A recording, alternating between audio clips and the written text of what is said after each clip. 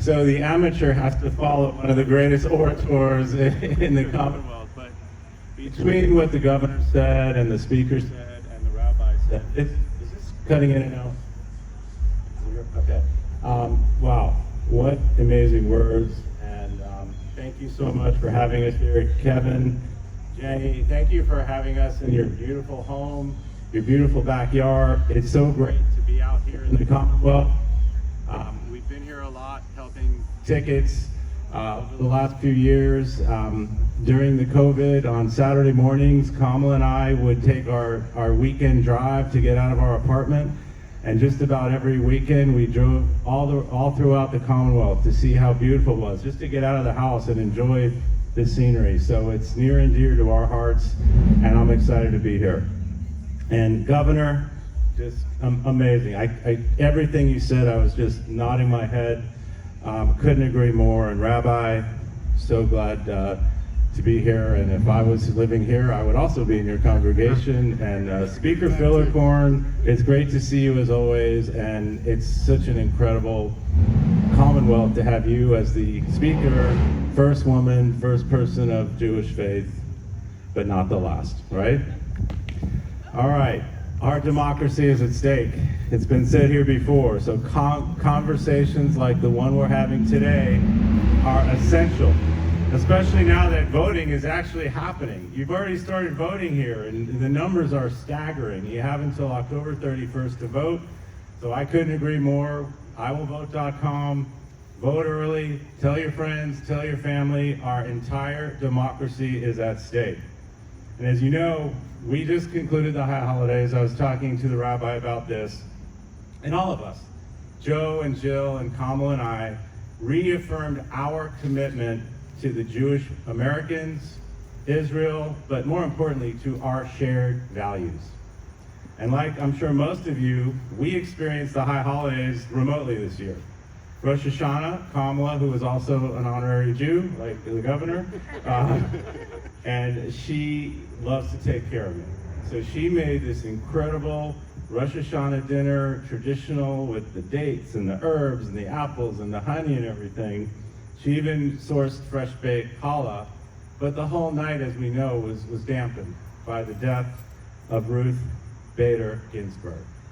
And it was just an incredible convergence of events that night, as I'm sure you all felt like we did. But it really reaffirmed our faith in justice, and our faith in this country, and it redoubled, retripled, requadrupled our efforts to do everything we can to change course and elect Joe and Kamala to the White House.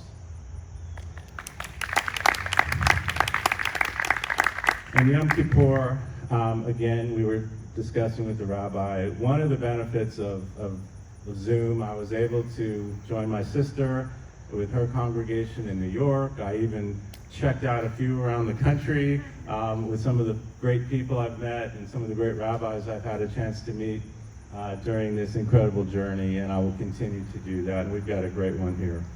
But seeing all your faces out here too, I'm reminded of the generational nature of Jewish culture. How this, our community, thrives. No matter what is thrown our way, we have figured out a way to thrive through our common experience. And I have always felt that Jewish values really transcend politics. I've seen that more and more as I continue to connect and reconnect with our community on the trail. And in the calls I'm doing with groups all over the country, the folks I meet, the rabbis I meet, I'm doing this exact same thing all over the country. And it just reaffirms who we are, but who we are as Americans. And that is important. It's our values. We value togetherness. We value family. We value our common history. And the high holidays really are just a universal acknowledgement of those shared concepts. But those values really also played a choice in how I've lived my life and my chosen career. Because at the heart of Jewish tradition, as we all know, is a commitment to justice, a commitment to fairness, a commitment to look out for the needy, and a commitment to looking out for the stranger. And that is why we need to elect Joe and Kamala, because they're going to be ready on day one to dig us out of the horrible situation that you don't need to hear from us how bad it is. You know how bad it is. And on that debate stage, as the governor said, it could not have been any clearer, the contrast. If anyone around the country had any doubt, you should have no doubt where you stand right now after seeing that mess from this so-called president. So much of what this so-called president did the other night was hard to watch. But nothing more so, as was mentioned, than this guy once again refusing to condemn white supremacists. And you sharing that story just makes my blood boil. I'd never heard that before. As Kamala Harris said the other night, it wasn't a dog whistle. He's not trying to hide anything. It was a bullhorn. It was a bullhorn to white supremacists, anti-Semites, and racists all over the country. We cannot stand for it. He showed us who he is. He's not trying to pretend. He showed us who he is. Joe's outrage, which he so eloquently showed, at Trump's failure to condemn anti-Semitism after the neo-Nazi rally in Charlottesville, as the governor mentioned, is really what's part of what prompted him to run for president. He's spoken about this. And that's because this rise of anti-Semitism under Trump is dangerous for Jewish Americans in particular, but Joe knows it's dangerous for America, but it's dangerous for the entire world. That's why he's running. The fundamental character of America is on the line. The governor mentioned that. And that's why, like all of us, I am on leave. I am doing this 24/7, 365, running through walls, crawling over shards of glass. I'm working all day, all night to help them win. And I'm encouraging everyone to do that, because if they don't win, none of this is going to change, and it's just going to get worse. I believe in their vision for this country. They're going to get this virus under control. They're going to fix this economy. They're going to create millions of jobs for actual people, not just taking care of his rich friends. They're going to finally address this existential threat of climate change. You've seen it in my home state of California and all throughout the West. I saw it in Iowa with Dr. Biden, this thing called a derecho. It devastated Cedar Rapids. I saw it. It's incredible. They're going to protect the Affordable Care Act that they're in court right now trying to take away from us. They're going to commit, most importantly, to bring about a fair and just society. They're going to return America to our rightful place in the world, as Terry mentioned. And as Joe likes to say, and now I love to say it, they're going to build our country back better than ever before. And they're going to do it. I love being on this campaign. I love being part of the Biden-Harris family, as it is, because this family is rooted in Jewish values and ideals, this attention to fairness, this adherence to the rule of law, and this commitment to justice for everyone. Because when you get right down to it, Joe Biden is a mensch. He's a menschy dude, as I say, because I'm from California. And we need a mensch in the White House, don't we? Yeah. Because these stakes couldn't be higher, folks. They could not be higher, and we're grateful to have your support. Now, I don't have to tell you what a monumental role Virginia is going to play in this election or how close it could be. Don't pay attention to polls. Don't pay attention to fundraising. We got to do the work. We see all what happened when we take things for granted. We can't take anything for granted here in Virginia. And we also need to send a message. We want to win big here, but we want to send a mandate. We want to let everyone in the world know that people in Virginia and all across this country are not going to tolerate this nonsense. So that's why we need to win big here. We need to win big in all these battleground states. Send a message, get them packing, and let the world know that we're not going to tolerate this nonsense anymore. You saw at the debate, and you saw Trump before, that he's refusing to commit to a peaceful transfer of power. That's not who we are as Americans. In fact, that's anti-American, and we're not going to stand for it. Now, this state has incredible candidates up and down the ballot, including my good friend, Senator Mark Warner. He's a good guy. He can't cook, but he's a good guy. Kamala taught him a few lessons on that. But an excellent senator, and you're so blessed to have two amazing senators here and such leadership. But we're going to need to flip the entire Senate, because you see what they do with McConnell and his gang.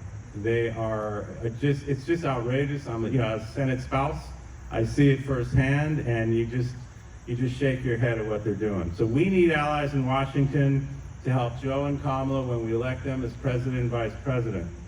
Oh, and by the way, Kamala, she remains in the Senate right now. So she's going to be squarely in the fight to stop McConnell and his band of enablers from jamming through a judge who so clearly does not reflect the mainstream ideals and positions of our country that are well-settled precedents. For instance, Judge Amy Coney Barrett, she has a written track record. Like, she's against the Affordable Care Act. She's going to try to take health care away from millions and millions of people during a pandemic. That's who's been nominated, and that's who these Republicans are trying to jam through right now while an election is underway. The hypocrisy, the treachery is just unparalleled. We are still in the midst of the worst global health crisis in a century. 205,000 plus of our family members, our friends, our community members are gone, and more to come.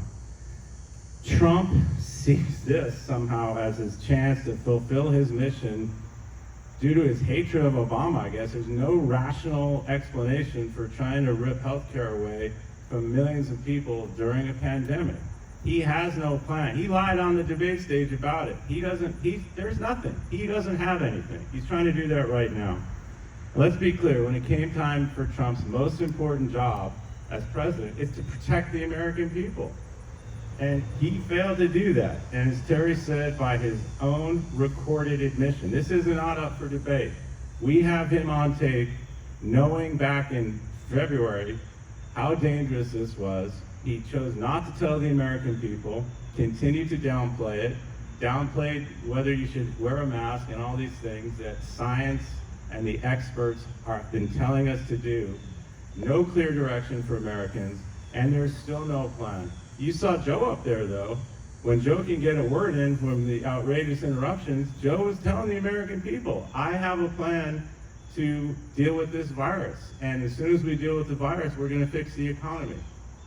You hear none of that from Trump. Look, I love this country so much, like I know you do.